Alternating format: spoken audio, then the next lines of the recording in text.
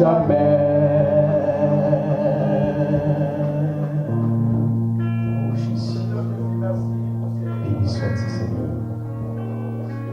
Merci pour la grâce, merci pour ton Esprit Saint, merci pour ta présence au milieu de nous. Ton Esprit Saint est présent pour nous enseigner, pour nous parler. Je sais que le cœur de quelqu'un sera touché par la parole et contemplera la gloire du Seigneur. Voilà pourquoi nous te disons ton merci, bon Dieu. Laisse-nous, Seigneur, nous éprouver par ta présence, par ta puissance. Laisse-nous nous éprouver par l'onction de l'Esprit Saint. Laisse-nous nous éprouver par la grâce particulière prophétique. Laisse-nous nous éprouver, Seigneur, par la sagesse biblique, par la connaissance approfondie du Christ.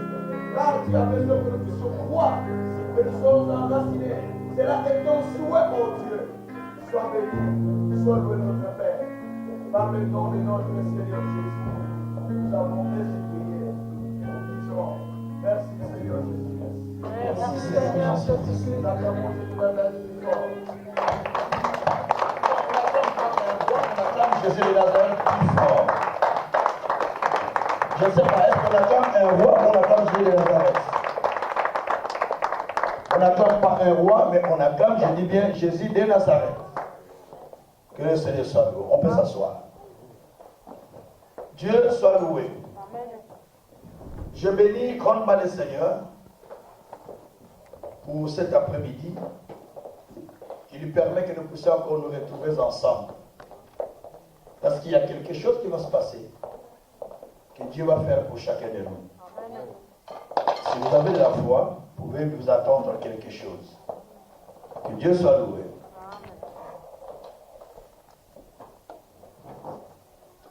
Nous bénissions grandement le Seigneur notre Père pour sa parole, pour sa grâce et pour ce qu'il a accompli dans notre vie. Amen.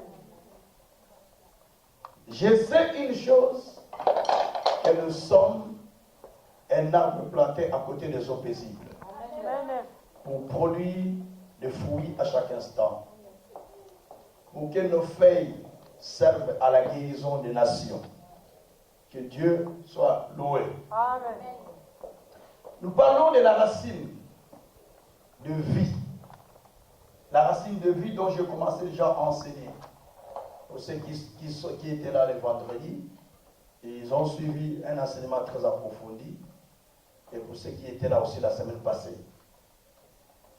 Nous parlons de la racine de vie.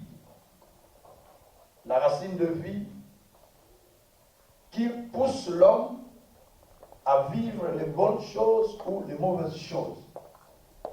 Mais pour aujourd'hui, nous continuons dans ce même thème de la racine de vie, mais je donne un sous-thème qui est intitulé « Détruisez les mauvaises racines dans votre vie ». Que Dieu soit loué. Amen. Détruisons donc toutes les mauvaises racines dans notre vie.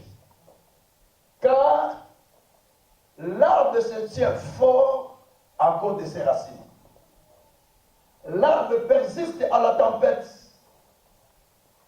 aux intempéries, à la pluie, au vent fort ou violent, à cause de ses racines. Lorsque les racines ne sont pas solidement posées, l'arbre pourra facilement être déraciné par le vent qui souffle. Mais lorsque l'arbre est enraciné solidement, quel que soit le vent qui souffle, mais l'arbre tiendra fort. Gloire soit rendue au Seigneur. Amen. L'apôtre Paul dit, dans le livre de Colossiens que nous allons lire directement, Colossiens au chapitre 1er. Colossiens au chapitre 1er, ça c'est les versions introductives. Colossiens au chapitre, Colossiens au chapitre 2, versets 6 à 7. Ainsi donc, comme vous avez reçu le Seigneur Jésus-Christ, marcher en lui, étant enraciné et fondé en lui et affermi par la foi d'après les instructions qui nous ont été données et abondées à l'action des grâces. Verset 8. Prenez garde que personne ne fasse de vous sa proie par la philosophie, par une vaine tromperie, s'appuyant sur la tradition des hommes, sur les rudiments du monde, non sur Christ, les paroles du Seigneur. Amen. L'apôtre Paul se retrouve en prison à Rome. Mais il a tissé de bonnes relations avec l'église de Colosse, car c'est une église qui était faite par Paul, mais qui était dirigée par Épaphrodite et tous ces serviteurs se retrouvaient à l'église de Colosse. Et un jour, Paul adresse une lettre à ses serviteurs qui étaient ses pasteurs. Il écrit cette lettre que nous lisons, que nous appelons la lettre de Colosse, le livre de Colosse. En fait, c'est une lettre qu'un apôtre adresse à une église et aux serviteurs de Dieu qui étaient dans l'église. Paul dit, comme vous avez reçu le Seigneur, comme vous avez reçu le Seigneur, donc marchez en lui Jésus. Soyez enracinés et fondés en lui. Il dit, comme vous avez reçu le Seigneur, marchez en lui. Soyez fondés et enracinés en lui, vous soyez enracinés et fondés en lui. Donc, lorsqu'on reçoit le Seigneur Jésus-Christ, lorsqu'on reçoit Jésus comme Seigneur et Sauveur, ça ne s'arrête pas. Il y a une seconde vie qui commence, qui consiste à croître, qui consiste à grandir, qui consiste à aller plus loin. Car ici, Paul explique aux chrétiens que, puisque vous avez reçu le Seigneur, vous ne devez pas vous limiter par là. Seigneur, demain tu vas bénir. Seigneur, demain tu vas soutenir. Seigneur, Seigneur, donne-moi, bénis-moi. Ça, c'est l'évangile populaire. Parce que vous pouvez tout recevoir, mais si vous n'êtes pas enraciné, vous perdez le tout. C'est pourquoi Paul dit, comme vous avez reçu le Seigneur, la première des choses, puisque vous voulez marcher avec lui, alors, soyez d'abord enracinés en lui. Et soyez aussi fondés en lui. Que Dieu soit loué. Amen. Recevoir Christ est une bonne chose. Servir Dieu par ma prédication telle que je prêche, dans le chant, dans l'intercession, dans peu importe le département qui te sert Dieu, c'est une bonne chose. Mais cela ne suffit pas. Cela ne persuade pas le diable à ne pas te vaincre. Parce que tu n'es pas enraciné. La Bible dit que comme vous avez reçu le Seigneur, maintenant, soyez fondés en lui. Soyez enracinés en lui. Il y a trois verbes.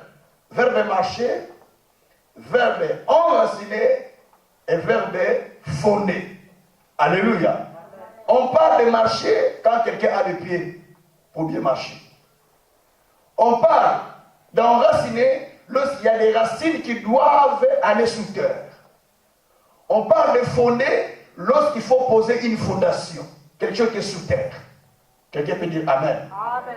Donc Paul, dans ses idées, il veut que l'Église soit enracinée et soit fondée. Parce que Paul a dit, je pose le fondement comme un sage architecte. Gloire au Seigneur. 1 Corinthiens 3, verset 11, 10 à 11. Je pose le fondement comme un sage architecte. Que celui qui bâtit dessus prenne garde de la manière dont il bâtisse. Qu'il fasse attention de la manière dont il est en train de bâtir. La vie chrétienne, on l'a bâtie. Dis à ton voisin, on bâtit la vie chrétienne. Oh frère, je veux savoir la vie chrétienne. On bâtit Si quelqu'un te dit oui, je suis chrétien, c'est fini, j'attends. Bénédiction, demain délivrance. Frère, vous allez vous limiter dans ces choses, vous ne grandissez pas. C'est pourquoi aujourd'hui vous allez remarquer qu'il y a des chrétiens tourbillons, des chrétiens papillons, des chrétiens versatiles, c'est-à-dire les chrétiens qui bougent ça et là. Lelo azawa, lobi azakuna, prophète. Donc il passe de prophète à prophète. Pourquoi? Parce qu'il n'est pas enraciné. Amen. Et les prédications à l'internet, il est vide à gogo. Il regarde, je viens prophète, je viens pasteur terrible, Donc il n'a même pas confiance à son pasteur qui lui a prêché, à son pasteur qui lui a encadré. C'est un faux chrétien. C'est un versatile. Demande à ton voisin, est-ce que tu es un versatile? L'IPKPK. Apumboka, awa, pumboki. Il faut maintenant je parle à l'église, non? Donc, apumboka, awa, pumboka, awa. Versatile. Il n'est pas stable, pas fixe. Pourquoi? Parce que c'est un chrétien qui n'est pas seulement posé. Un chrétien qui grandisse, un chrétien qui est mature, un chrétien qui est enraciné, c'est un chrétien qui est exposé au vent et qui résiste au vent et aux tempêtes. Car lorsque le vent souffle dans une forêt, ce ne sont pas les petits arbres qui tombent, remarquez cela. Ce sont les grands arbres qui tombent. Les petits résistent parce que les petits, ils ont les racines jeunes, mais enracinées. Les vieux ont des racines, mais qui sont déjà pourries. Et les grands, ils tombent. Les petits résistent. Quelqu'un ne peut pas dire Amen. Amen. Ne dis pas, moi, je suis grand. Moi, d'ailleurs, la Bible dit qu'il était vente, même pas de tout cela. Parce que tu n'es que soutenu par la racine. Romains 10, pardon. Romains 10, il dit que tu ne te vantes pas d'ailleurs, parce que tu es qu'une racine, tu es soutenu que par des racines, ce n'est pas toi qui soutiens des racines, mais toi qui es soutenu par des racines. Donc, ici, Paul amène le peuple à comprendre qu'il doit d'abord s'enraciner. Il doit avoir une fondation solide. Avec cette fondation, le vent peut venir, quelqu'un peut cracher le feu, mais s'il n'est pas dans la parole, Paul dit, je ne le croirai pas. Ce n'est pas parce que tu craches le fait que je vais te croire. Si les choses que tu ne cadrent pas avec la parole, je ne te crois pas. Tu ne peux pas dire Amen? Amen. Parce que les gens aiment. Ah, frère Mario, demain tu deviendras président de la République. Frère Mario dit, oh! Parce qu'il dit, sème 10 000 euros. Parce que le poste que tu vas avoir, c'est un grand poste. Le frère va aller faire un crédit. Il dit, frère, Dieu m'a parlé. Ce que je dis, si je ne le vois pas, autant de jours, dis-moi, je ne suis pas pasteur. Le monsieur prend 10 000 euros par au Congo, il va construire une maison là-bas. Mais Mario est toujours là, en train de faire son travail de radio et Mawa. Alléluia. Amen. Est-ce que vous avez compris? Amen. Parce qu'il n'est pas enraciné. Mais s'il est enraciné, il ne va pas le faire. Donc, nous avons besoin, au préalable, d'être d'abord enracinés. Au fait, tout ce que nous demandons à Dieu, si Dieu ne nous le donne pas, c'est par rapport à notre niveau d'enracinement. Parce que l'arbre porte des fruits par rapport à ses racines qui sont seulement enracinées. Il ne peut pas porter beaucoup de fruits, le poids va faire tomber l'arbre s'il n'est pas bien enraciné. C'est pourquoi, même dans le Seigneur, Dieu ne donne pas tout ce que vous demandez. Dieu ne donne pas tout ce que vous cherchez. Pourquoi? Parce qu'il veut d'abord que vous soyez enracinés. Votre bénédiction, votre élévation dépend de votre enracinement. Amen. Oh, vous ne croyez pas ce que je vous dis? Amen. Frère, vous croyez que Dieu va vous donner? Oui, je fais des milliards. Oui, je vais devenir un tel. Oui, je vais devenir un grand pasteur. Est-ce que tu es enraciné? Les gens cherchent l'élévation rapidement, mais sans qu'ils soient enracinés. Il faut être d'abord enraciné. Pour être enraciné, il faut qu'il y ait une sémence. Qui veut dire Amen avec moi? Amen. Pour être enraciné, il faut d'abord qu'il y ait une sémence qui est semée à terre.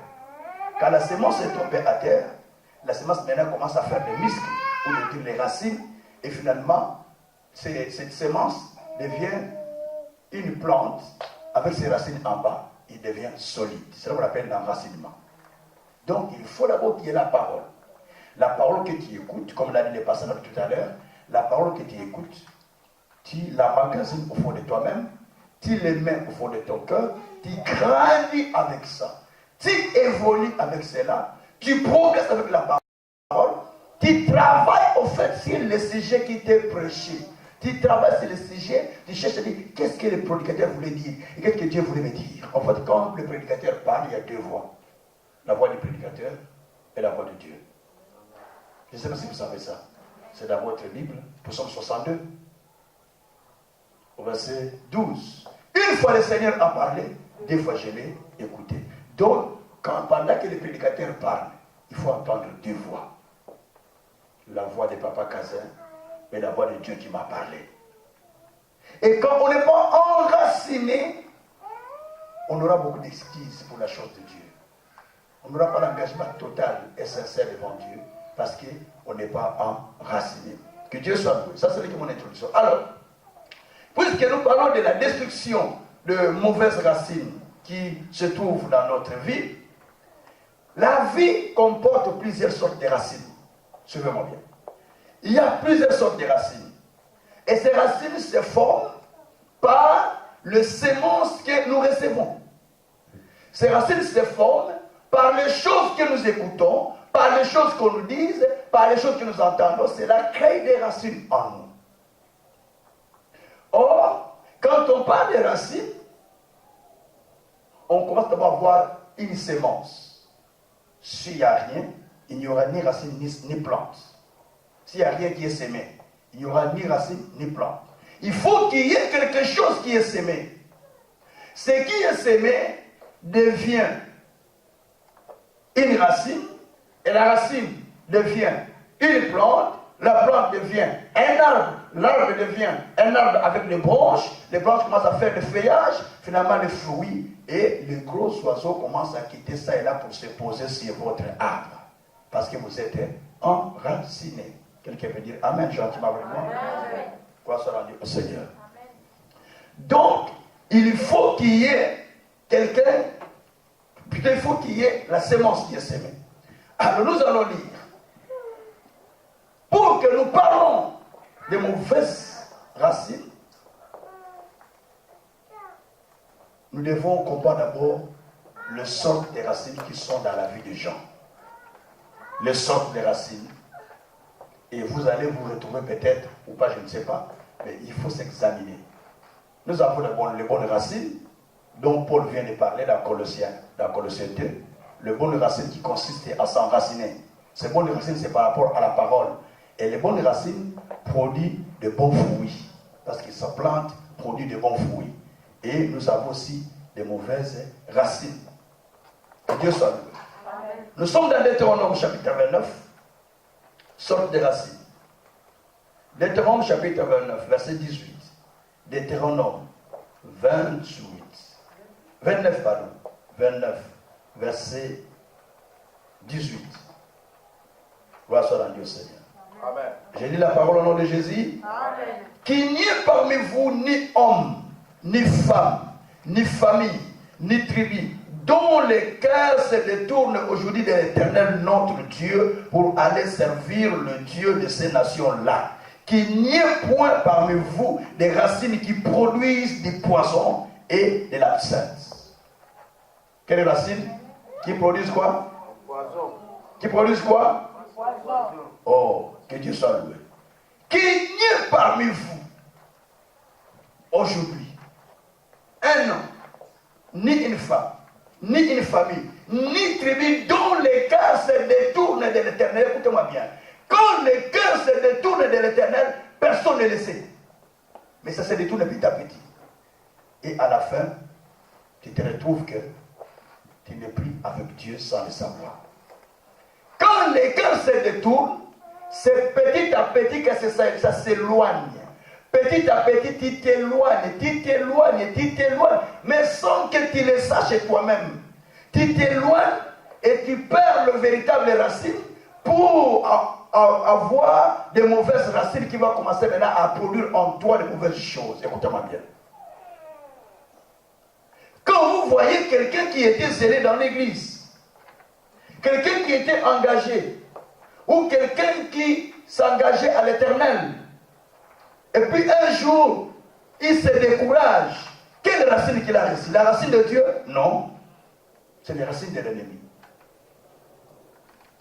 Quand quelqu'un évolue dans sa vie, la vie avancée, progressée, à un certain moment, il n'y a plus de fruits qu'il attend dans sa vie. C'est quoi? C'est les racines de l'ennemi. Les mauvaises racines. Quelqu'un peut dire Amen. Quand une femme commence à penser déjà, oui, c'est monsieur dès qu'il m'amène en Europe, il va voir, dès que j'aurai les papiers, les balles les suites qui caractère. J'attends seulement les papiers. Quelle racine a-t-elle? C'est la mauvaise racine. Alléluia. Donc, toutes ces mauvaises choses qui sortent du cœur de l'homme ne viennent pas de lui-même. Ça vient de l'ennemi qui vient semer la sémence. Et quand la sémence est semée, cela commence à produire de mauvaises racines.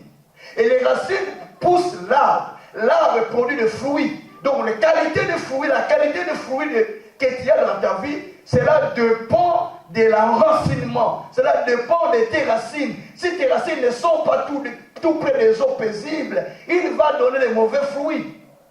Tout arbre dans la forêt, on n'en mange pas ces fruits. Je sais pas si vous savez ça. Simplement parce que certains fruits, quand tu manges, tes mères. Dans mon village, il y a un fruit qu'on appelle maboumi. Maboumi. Au Bas-Congo. C'est des fruits qui sont amers. Et beaucoup de gens, s'ils veulent se suicider, ils prennent ça. Dès que tu manges, tu ne vas pas passer 3 jours, tu pars. Mais c'est un fruit, mais qui est produit par les racines qui sont aussi amères.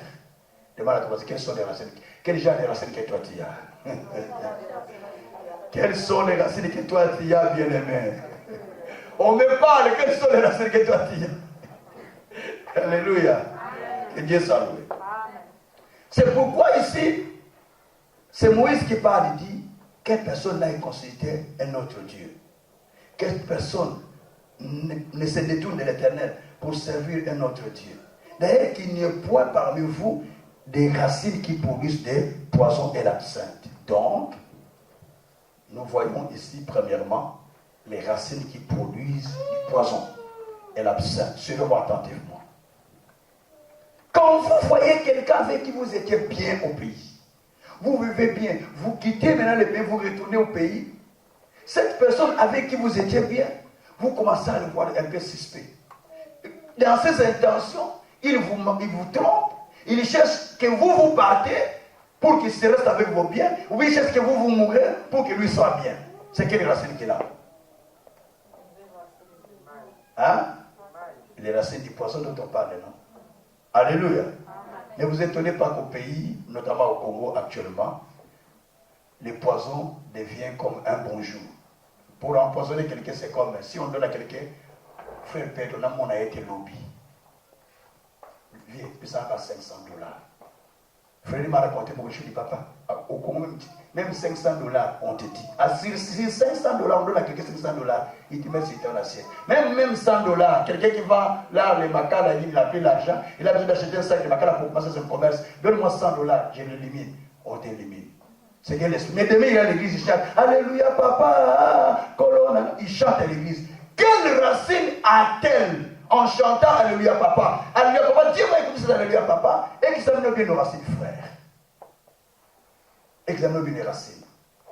Quand vous voyez les hommes de Dieu se haïr, se trahir, s'entraquiser, prendre des fois les femmes de leurs membres ou les femmes de leurs collègues, quelles racines ont-ils? Vous savez ce qui se passe au pays, non? Même ici, ça se passe. Hein? C'est le problème des racines.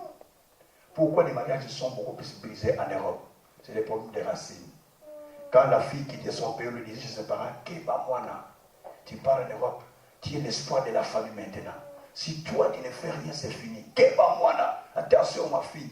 Et la femme, quand elle va venir, dans sa tête, ma famille, il faut que je l'aide. Mes frères, il faut que je les aide. Et quand il va arriver ici à la maison, avec papa, c'est des problèmes, à la fin, séparation. Pourquoi? Les racines qu'il avait reçues. Les racines, ce sont des idées qui tombent dans le cœur. Alléluia. Amen. Dis encore Alléluia. On dit Alléluia avec moi, Amen. Amen. Les racines, les racines. Dis à côté les racines de Mumimboga, les racines. Oh frère. Ce sont des racines. Maintenant, tu ne vois pas les ennemis. Sois béni, dis à quelqu'un je suis béni. Tu vas voir les mauvaises racines qui vont sortir de ces gens-là. Je vois pourquoi les gens n'ont pas de bonnes racines. Quand quelqu'un, pour qui toi tu pries, quand il va à côté de quelle racine qu'il a? C'est les mauvaises racines. Alléluia. Les mauvaises racines, quand on les a, on ne sait pas faire du bien à l'autre. Alors, ici, on nous parle des racines qui produisent des poisons. Ça, c'est les premières racines dont nous voyons dans la Bible. Et ces racines produisent du poison. En fait, la force d'un arbre n'est pas ce qui est au dehors. Nous nous réjouissons des fruits que nous mangeons, nous nous réjouissons des grains que nous mangeons, nous nous réjouissons de tous les noyaux que nous mangeons, mais la force de l'arbre, c'est sous la terre. Quelqu'un n'a pas dit Amen, hein? Amen. Mais la force de l'arbre, c'est sous la terre. La qualité du fruit que vous mangez est pour moi qui toko, et poire, il y a un spagnol qui toko. Les poires espagnoles, c'est vraiment goûtant, délicieux. Mais la qualité de ces fruits-là dépend de racines. Si les racines sont mauvaises, il ne peut pas donner de bons fruits. La Bible dit qu'un homme de bien ne produit que ce qui est bien. Que le Seigneur soit loué. Alors, les racines sont une force. Mais c'est quoi les racines? Vous ne me passez pas des racines. Oui, je l'ai déjà expliqué. Les racines de vie. D'abord, je parle des racines d'un arbre. Ce sont le sous-bassement qui soutient l'arbre et qui donne la vitalité à l'arbre pour produire le fruit. Ça s'appelle le racine de l'arbre. Mais les racines de vie, ce sont des racines spirituelles, ce sont des idées qui se développent dans le corps de l'homme.